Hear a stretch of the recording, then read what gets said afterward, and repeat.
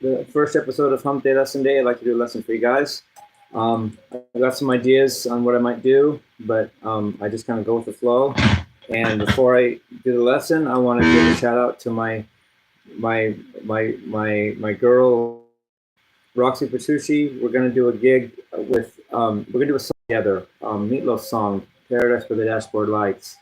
Um, um, Tommy, her, and I, and Dennis DeYoung on keyboard, and Tommy and guitar, and then for the dramatic part of the song, um, Let Me Sleep on It and all that. It's going to be me and Roxy up there and doing everything, and I'm really looking forward to that. And thank you, Roxy. Love you. Um, I when Tommy called me and told her that she's a fan of mine, I instantly knew who he was talking about. When he said the drummer for Vixen, I knew that girl. That girl was so cool. And by the way, tell me, I did not Google that. I don't think, I think you knew I didn't have time to. I just knew who that was, and I was like, so she's so cool. Love you, Roxy. Okay, now the lesson. Let's do the lesson. All right. So, like I had said on one of my videos, I've thought about atonal music and 12-tone rows. I'm not only going to talk about that, and I'm not only going to that from now on. It's not, music isn't just one thing, but it's additive. You add things to your wheelhouse. You don't just say, well, I don't like that anymore. You just add new things. And this new thing may not even work, but I still have the other thing, things don't get replaced, they just get added, And that's how I feel about this. I'm not going to just suddenly become Arnold Schoenberg, only atonal. But then again, why not give that a try? It's, what, I can't do that? No, let's just do it. So the idea with 12-tone music is you play a note, but then you don't play that note, you play all the other 11 notes. So every single of the 12 notes equal time, equal importance. So it's atonal. It's not one tone gets more priority than the other tones. It's more chromatic than tone. Like in color theory, there's chrome, which is color, which is tint and shade and lightness and darkness. But the chrome is the color.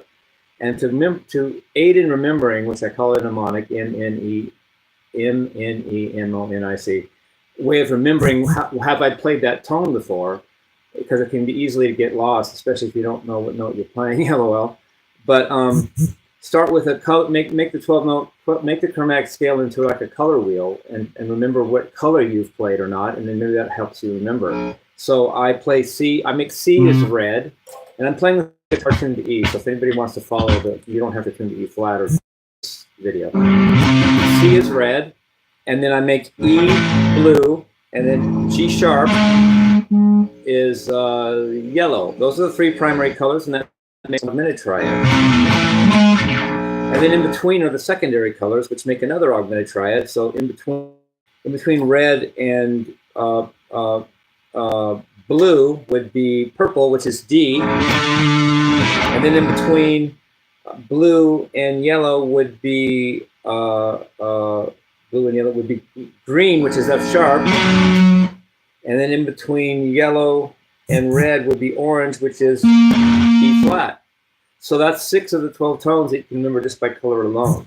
And then the other 6 are in between, and they're the colors, like orange, yellow, blue, green, red, orange, and colors that are of a primary color and a secondary color, but in between. So just try to remember what note you've played, and don't play that note again until you played all the other 11 notes. 4 different versions of it. I'm just going to use the original, which is called O. That's just the original row. But you also have the inversion of the row, which is the melodic inversion backwards, not backwards, but upside down. Instead of going up a certain way, you go down. It's a mirror image. Then you have retrograde, which is reverse. It's playing from the back to the front. So you play the 12th tone, then you play it in reverse order, and then you have retrograde inversion, where you take the reverse retrograde and then do the inversion of that. So that gets inverted. Likely. So there's there's actually 4 different versions, but that gets complicated to me right now. And plus you can play plus of those 4 versions, you can technically play that row starting on any of the 12 notes that are considered the same row, because they're all transcribable. So there's actually 48 versions of any one given row, and I'm only going to use 1 for now. That's enough for my little brain, So up a 12-tone roll and maybe talk you through it and see if I can keep track of what notes I play. Obviously, the easy tone roll is just a chromatic scale. It technically is a 12-tone roll because you don't play any one note till you played all the others. So let's start with the most stupid, we call it redundant case. I don't know if that's the right word, of a 12-tone roll.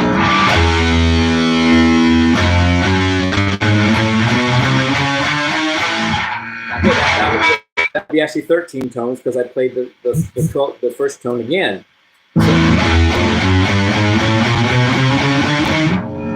That's actually a 12-tone roll, even though it doesn't sound very good because it's just a scale.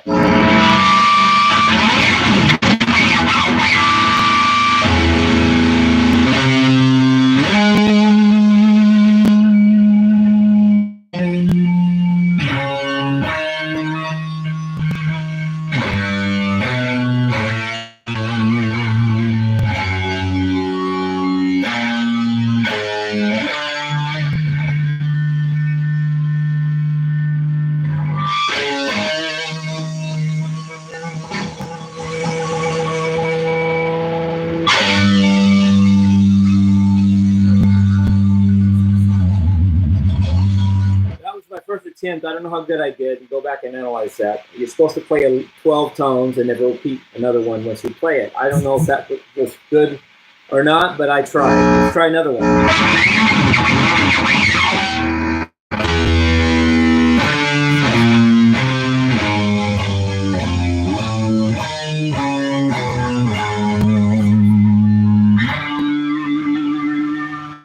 Here's the idea, though. You don't play any one note more than any of the others.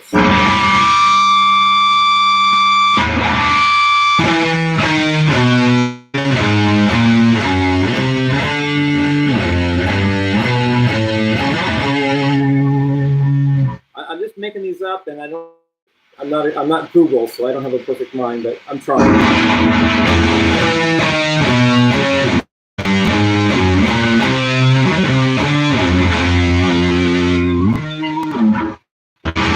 Around and just have fun, you know.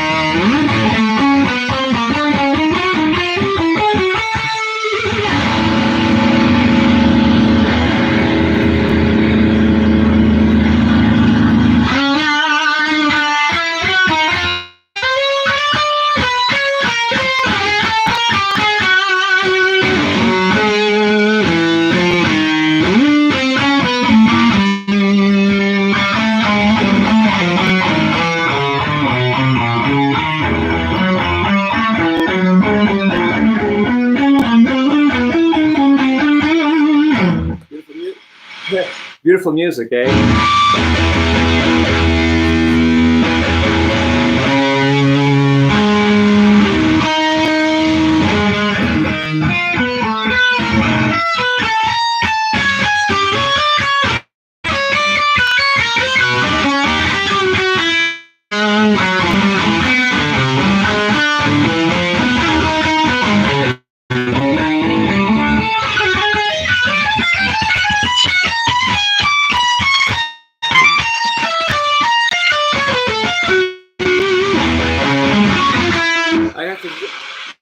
Funny here, and Holdsworth Allen, you thought you were weird. LOL, just kidding.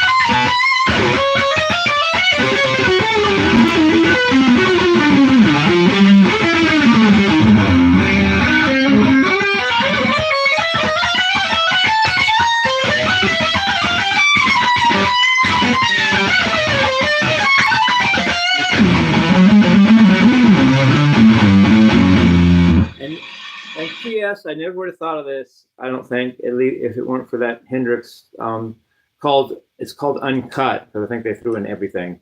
Hendrix documentary where it said that Hendrix could play backwards. I think at the same time and know that, and I just said, well, I got to do something with that.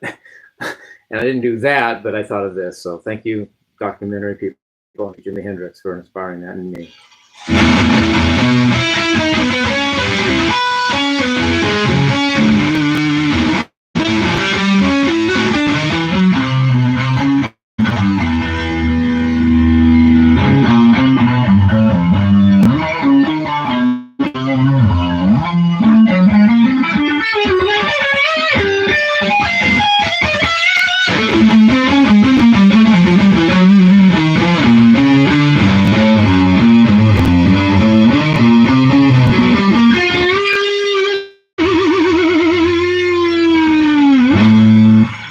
The music that people actually might get now. Now I'm going to do some music that actually people might actually learn something or be able to do something with. But I love that atonal thing. I'm not going to give that up. I just love that sound. You know? I'm not going to only do that though. Ooh, thank goodness. But I have some other thoughts about tonal music here. Okay, here I go. So just drop that for a second because that's beautiful and I love that. But let's do something different. I thought of in tonal 7-note scales. There's also 5-note scales, pentatonic, which is a whole cool thing too. But just stick with 7-note scales for now. There's 4 possibilities without having 7 notes, without a diminished third or an augmented third. Now, diminished third is 2 half steps in a row. We don't want that. Bad. And an augmented third. An augmented third is an augmented second and a whole step. It also sounds bad within a diatonic context. It sounds pentatonic if you play it by itself, and that sounds good, but it doesn't sound good in a diatonic sense. So there's 4 possibilities. You have the major scale, you have the harmonic minor scale, the melodic minor scale, and the harmonic major scale. Okay, that's a lot. Plus there's 12 keys for each of those. So there's 48, and the 448 keeps creeping up because it creeped up in the atonal thing. But 48 possible scales. Well, what was going to say 48 possible 7-note scales in all 12 keys if you consider all the possibilities and permutations. And then you've got modes of that. So if you take each of the 7 modes of each of those, you actually have 336 possible modes in all 12 notes of 7-note music and 12-note scales and all that. 3, 3, 6, which 3 and 3 makes 6, which is 6, 6. I don't know what that means. But anyway, here's one way of looking at it. There's many ways. Here's one of the ways. We break it down into a 5th and a 4th. So I'm going to start with a high E. I'm going to first do the 5th. The 5th is this. Let me start with a major scale. A 5th is.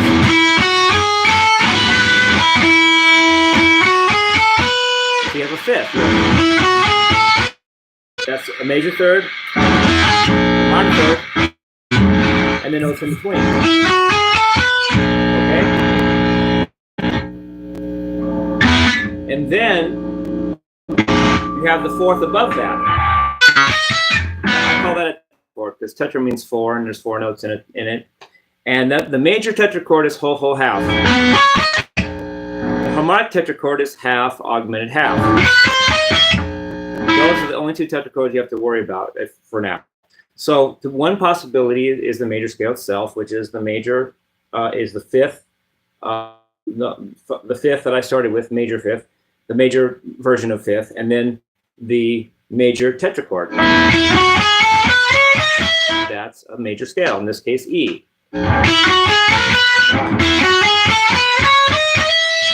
If you make it harmonic major, just change that upper tetrachord to a harmonic tetrachord, which is this. The harmonic major scale is.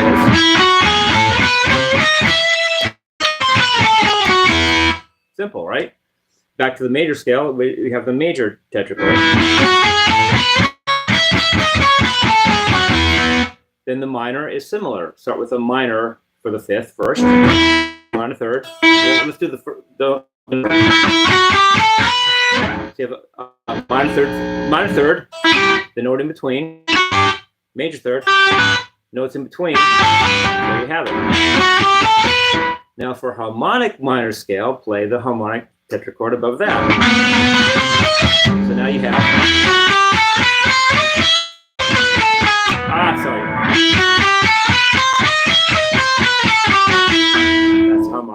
scale. For a melodic minor, play the minor fifth part, but then play the major tetrachord for the upper fourth. That's a melodic minor scale, in this case E. That's it. That's all you have to know. Major for the first 5 notes. Major tetrachord. That's major scale. Make the harmonic tetrachord above it. That's harmonic major scale. Oh, sorry. Once more. God damn. Then for the minor, for a harmonic minor scale, make the minor at the bottom and then the harmonic tetrachord at the top. And for the melodic minor scale, play the minor fifth part for the fifth below and the major tetrachord at the top. And that's all you have to know. Just make music out of it.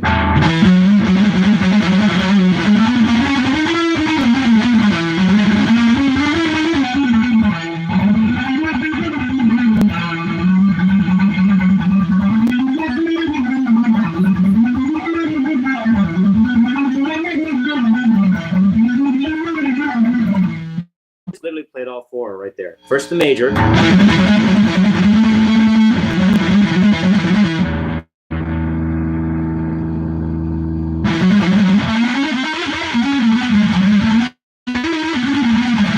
Harmonic major.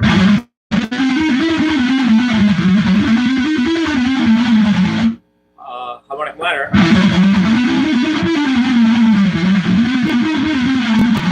Melodic minor.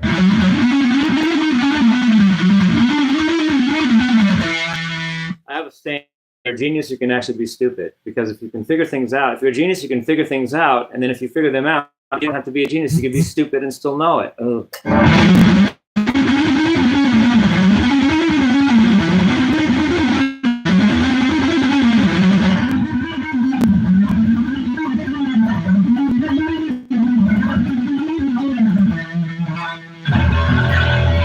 going to play around with these and show you guys some examples. Let's a G major scale.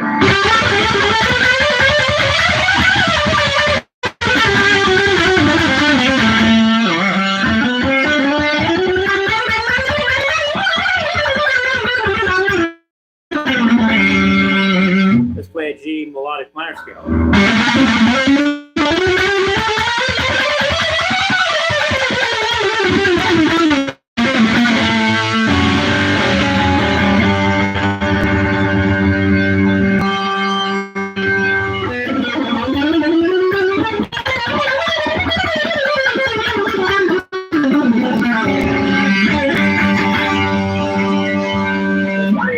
Let's play a G harmonic major scale.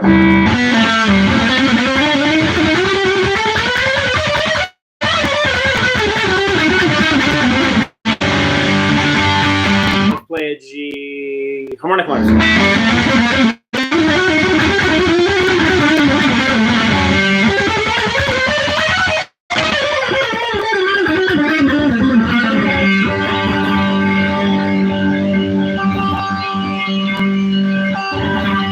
Those are the 4, and that's all. There's just all 12 keys of that, and all 7 modes within each 12 key, and there's all the 7-note stuff you can do that sounds good in diatonic Western tonal music.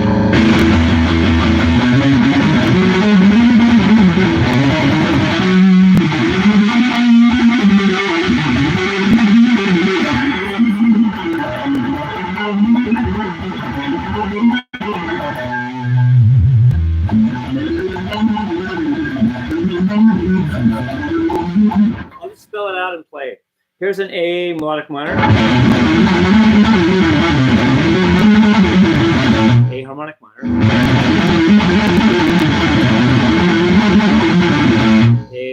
A major,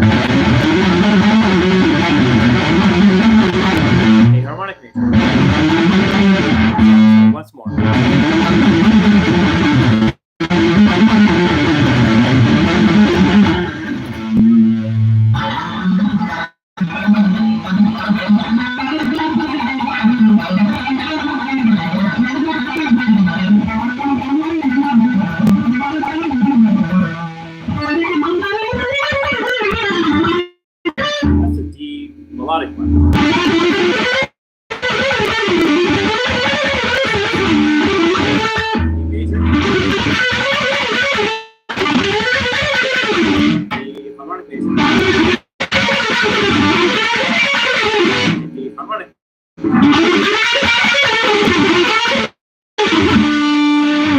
And don't forget, this isn't the note thing, but it's a technical thing. Relax and breathe. Don't try to play too fast. Just slow down, relax, and breathe, and keep it slow, stupid. KISS, K-I-S-S.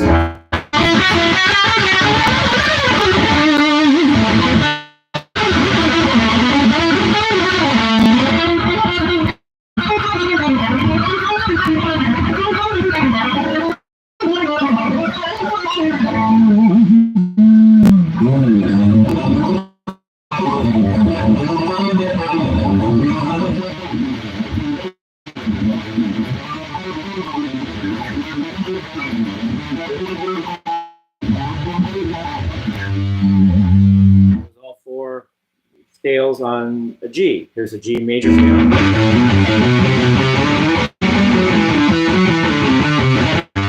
G melodic minor. G harmonic minor. G harmonic major.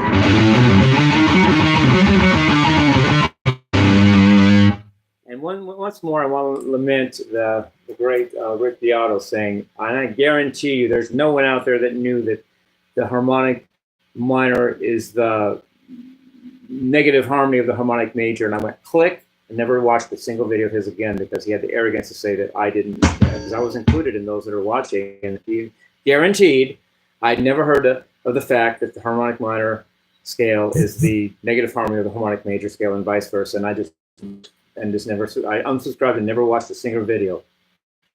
Check your your ego. Hello, I'm sorry. Just have a good rest of your day.